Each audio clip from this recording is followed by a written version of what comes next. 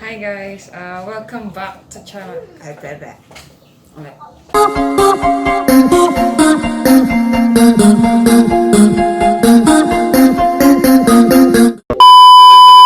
Hi guys, welcome back to my channel with another video. So this time, ang gagawin ko po is reaction video doon sa bagong video. What? Basta reaction video doon sa bagong upload ni Mai. And it's entitled, Why I Don't Have a Boyfriend. Yes. So, kaya ako gagawa ng reaction video to kasi feeling ko makaka-relate ako ng sobra. And alam nyo ba yung struggle? Kasi naka-notified ako dito kay Mai. So, nung in-upload niya to, pinilit ko talagang hindi panoorin muna.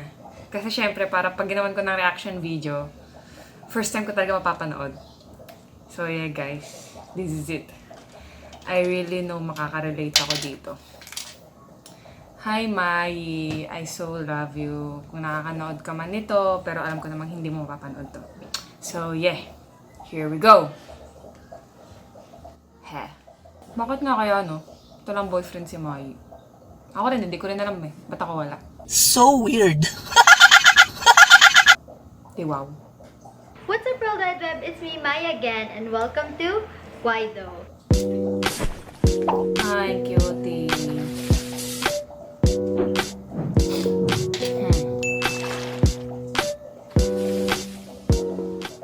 So, this series, di ko alam kung bakit ko siya ginawa. Joke. Okay. Gusto ko i-share sa inyo yung mga opinion ko sa mga bagay, and okay lang kahit wala kayong pake. Next video na lang kayo. For today's episode, and for the first episode of Why Though, I'm gonna answer probably the hardest question na laging tinatanong sa akin. As in, lagi talaga. And it's why I don't have a boyfriend. Anyway, to just give you guys a background, I haven't had a boyfriend since birth. Oh! So, NBSB ka rin, Mai. I feel you. Ako din. Share ko lang yun, guys. NBSB din ako. Going back. I've had flings, I've had relationships, something like that. Pero, I can't really consider it na boyfriend. It never becomes too serious. Like, meron kasi mga tao na nagkaroon na sila ng mga boyfriend na 2 years, 3 years, wala akong ganun. So, in short, Same. Wala rin akong ganun. single ako since birth. And this is why. Kung katulad ko kayo, na hindi pa kayo nagka-boyfriend ever, pero, tas iniisip nyo minsan, Am I not enough? Pangit ba ako? bakit ganon? Bakit? I'm sure, girls, or guys, meron naman nagsishow ng interest sa inyo, di ba? Meron at meron yan. But, there's just something that you're looking for, and hindi mo yung nakikita sa tao na yun. So, people keep telling you, baka, kasi eto, based on my personal experience, people keep telling me, lower your standards. Okay, medyo natamaan ako sa lower your standards. Okay, sige. Tuloy mo lang, Mai. Set ka kasi ng standards na makatotohanan. And I'm like, people will keep on telling you to lower your standards and magsettle. Don't jump on the first person na mag-show ng interest sa'yo. Sa akin naman, on my opinion, dun sa sinabi niyang lower your standards, naniniwala ko dun sa kay Jody eh. Ito yung clip. We should never apologize for having high standards in love because the right man or the man who really wants to be in your life will rise up to meet those standards. So, ayun nga. Kagaya ng sinabi ni Jody, you don't need to lower your standards because the right man will rise up on those standards. Basta yun, chuvanes. Pero hindi naman ako sa against sa sinabi mo, Mai. Have to rush into things. Kahit gaano katagal kang maghintay, Yes. it will be worth it. Yes. Lagi naman eh. Kahit gaano ka Also, hintay, you don't- worth it yun. Don't have to rush. Kasi, whatever you get ng ganun kabilis, ganun kabilis din mawawala Exactly. sa'yo. Kapag Kung gaano kabilis mong nakuha, ganun din kabilis mawawala. meron kang isang bagay na sobrang pinaghirapan, sobrang hirap nun bitawan for you, di ba? So, be that girl. Be that girl na pinaghihirapan and be that girl na hinihintay. Yes, So, alam ko be mahirap that diamond among those rocks.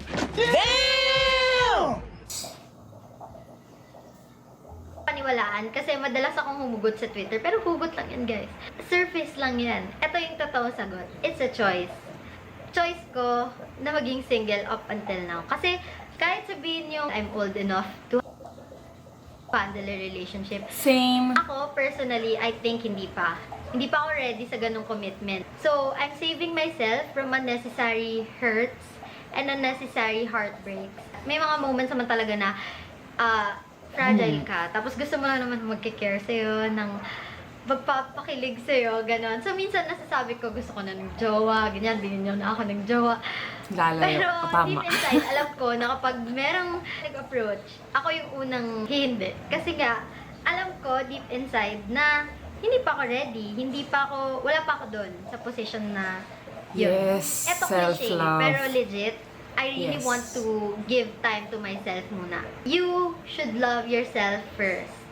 Parang ibigay mo muna sa sarili Exactly. mo Learn to love yourself na first. gusto mong matanggap from Alam mo other yun, people. hindi ko alam pero ako nagagawa ko sa sarili ko na lumabas mag-isa, manood ng movie mag-isa, i-enjoy yung time mag-isa. Ewan ko, hindi ko na-feel yung sinasabi ng nilang loneliness or what. Na-enjoy ko yung sarili ko. Ako kasi, sa aming magtatropa, sa lahat ng circle of friends ko, ako yung single, ako yung tropang walang experience. Basta sa lahat, ako yung mabait kuno, ganon. Walang alam sa mga ganon. Pero when it comes sa mga pag-a-advise, ako yung ang daming nasasabi kahit wala akong experience. Hindi ko alam bakit. Hindi ko alam saan ko nakuha yung mga hugot na ganon. Siguro it comes from the self-love within sa sarili ko. Kasi alam ko paano pahalagaan yung sarili ko. I know my worth. So, parang ina-advise ko lang sa kanila, yung sa tingin kong, alam naman nila, dapat yun yung ginagawa nila, kaso nawawala eh. Parang ganun ata kapag nagmamahal sila. Ewan ko, bakit sa akin din sila nagtatanong kapag broken sila, knowing na wala akong experience. Feeling ko nga eh, kapag ako yung nandun sa point na yun, hindi ko rin alam kung magagawa ko pa yun, yung mga ina-advise ko sa kanila. So yeah, going back. Ikaw muna yung tumanggap sa sarili mo, ikaw muna yung mag-appreciate sa sarili mo. Ganito yan eh, masasanay ka that someone is showing you affection. Tapos pag Yes. nawala yan, paano ka na? So, right Paano ka na pag nawala yun? Straight to the point. Yes, exactly. Paano ka na? Kaya nga mas magandang inuuna mo muna yung sarili mo. Learn to prioritize yourself first, girls, boys. Alam mo yun, syempre, kapag alam mong mahalin yung sarili mo, alam mo yung worth mo eh. Alam mo na hindi mo kailangang ibaba ang sarili mo just for a guy or for a girl. Know your worth. Basta yun yun. Learn to appreciate yourself, love yourself. Basta learn to love yourself before others. Like, di ba, paano mo mamahalin yung iba kung hindi mo mga mamahal ng buo yung sarili mo?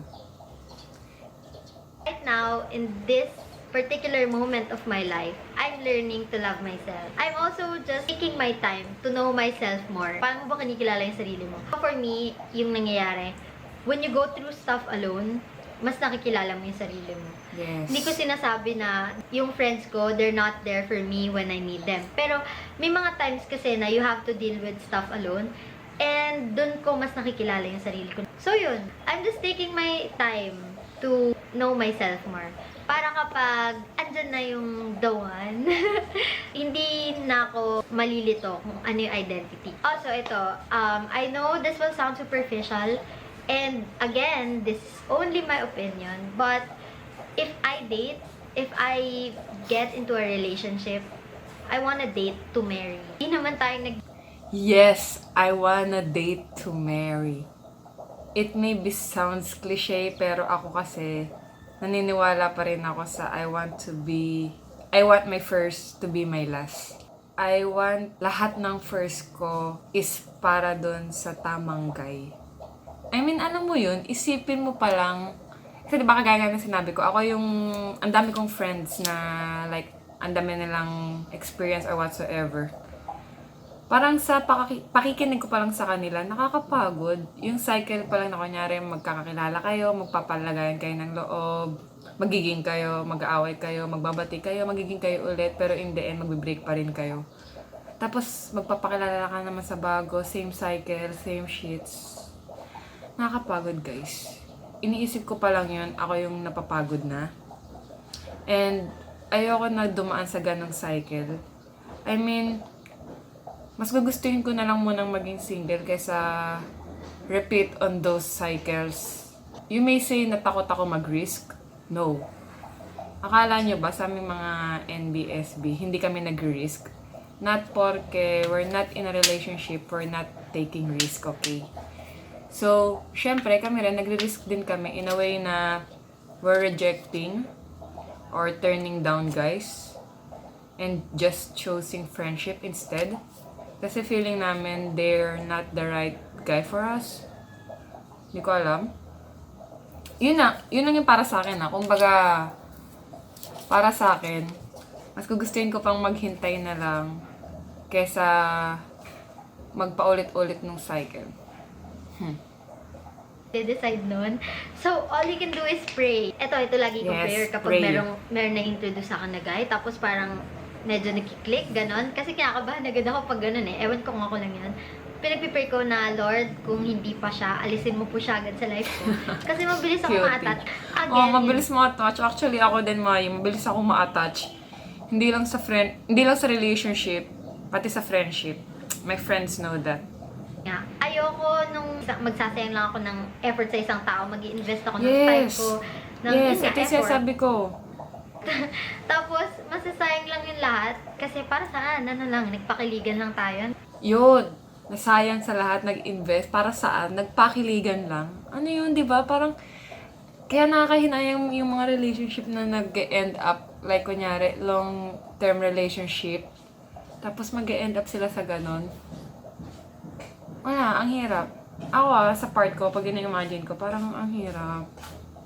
Yung dapat after mong makakilala, syempre, na-hurt ka ng sobra, so it will take time.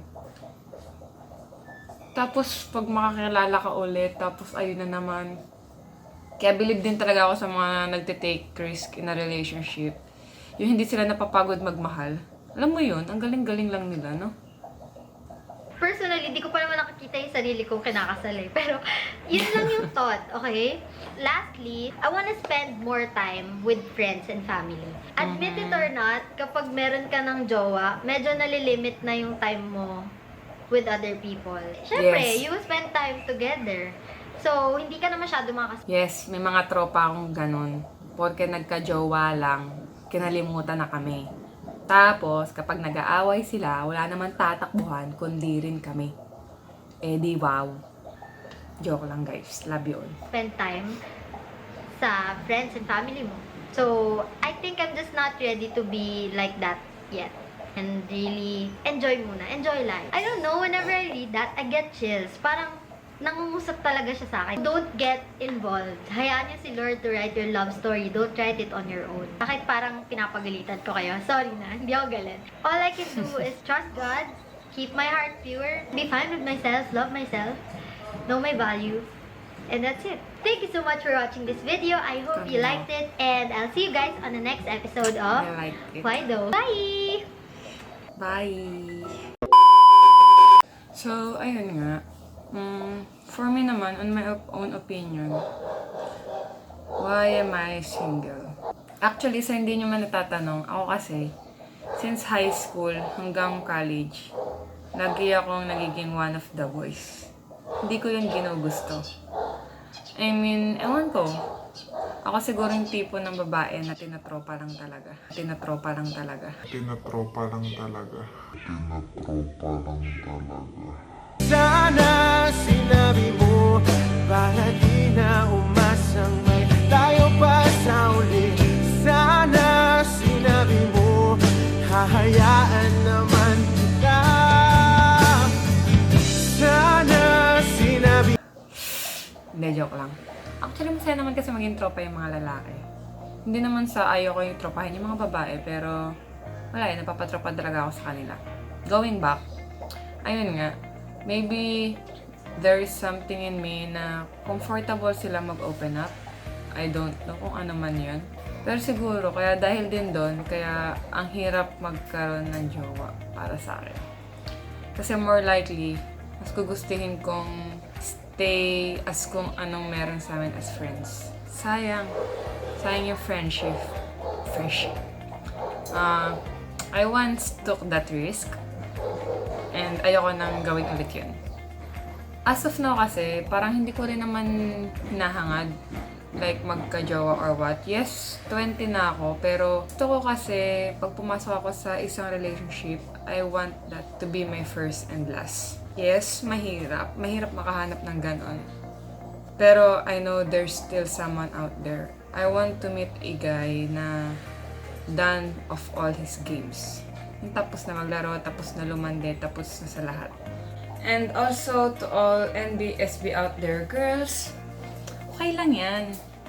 Hindi naman natin kailangan ng maraming lalaki to know we are pretty enough. I know I myself is not pretty, pero meron at merong makaka-appreciate ng beauty natin, girls. Hindi natin kailangang maghabol. Hindi natin kailangang mag-makeup ng sobra-sobra. Kasi yung tamang guy or the right guy will appreciate the beauty inside and outside of you.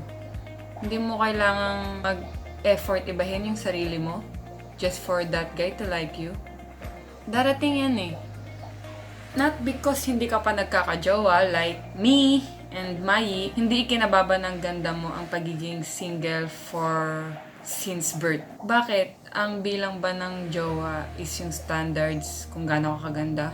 I doubt. Mas pinili naming maging reserve for that guy on the right moment. And girls, not because hindi pa kayo nagkakajowa doesn't mean you're not pretty enough to have one, okay? Hindi porke wala ka pang jowa, pangit ka. I mean, maybe yes, nagbibigay confidence yung magkaroon ka ng jowa. Pero no, huwag mong iisipin na pangit ka kaya wala kang jowa, okay? Well, maybe ako rin, naisip ko na yun. Actually. Pero, wag, okay? We are all pretty in our own different ways, okay? Remember that. Hindi mo ikinapangit ang pagiging single mo. Let's be proud on that part. Maybe alam mo lang yung worth mo, alam natin yung worth natin, kaya we're single. Hindi porke single ka, pangit ka na, hindi porke single ka, hindi ka na joable, hindi porke single ka, blah blah blah blah blah blah. Let's put it all aside. Okay? It's 2019. And who knows, 2020, 2021, 2022, or mali mo bukas makilala mo na. Diba? Kaya stay positive lang, girls. Let's be a better version of ourselves this 2019. Yeah. And I'm saying, yeah. And lastly, to all the girls out there, always remember, girls, we may not be joable, but I know we're all valuable for that person. For that right man, we are valuable. Take that in mind, girls. So, ayun nga, lahat ng sinabi ko dito, share ko lang. And opinion ko lang, and comment ko lang. So,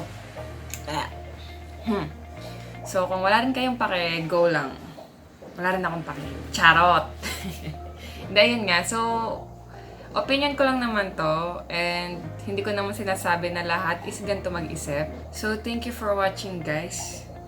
I hope you enjoy and learn on this video somehow. I don't know kung may natutunan kayo or what. Pero, I really like this video ni Mai. Medyo nagkasundo kami in so many ways of why we are single. Now you know why we are single. And sana hindi na kami makarinig ng mga ganong tanong. Charot! So, ayun nga. Thank you guys for watching. I hope you enjoy and stay tuned in my next or upcoming videos or vlogs. I don't know. See you soon, guys, on my next video. Bye!